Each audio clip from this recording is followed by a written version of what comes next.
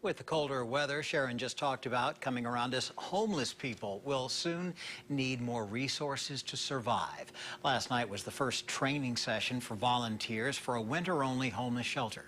ABC 17's Kirsty Crawford is looking into where people can go. And Kirsty, Room at the Inn comes around this time of year to help provide shelter for people from the cold.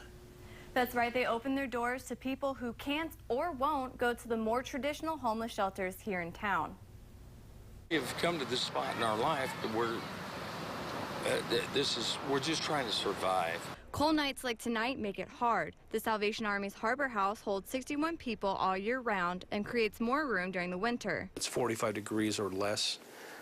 We can handle up to 10 individuals in that kind of case.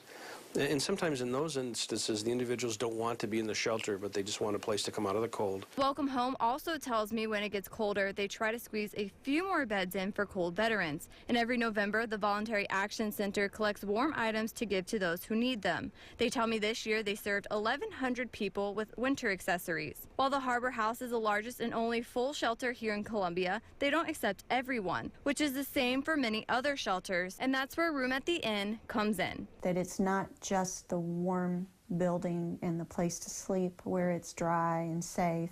It's also the way that we treat the guest when they come to stay with us. Graham says it's called a damp shelter because they don't have as many rules as others. She tells me they will accept guests even if they have been drinking. Several churches take turns hosting the homeless. They almost always reach full capacity of 50 people.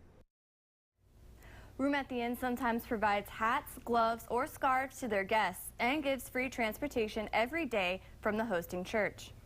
Kirsty, thank you. And if people need clothes or other items for the winter, the New Life Evangelistic Center can, well, they have a store where they help get folks get things for folks for free.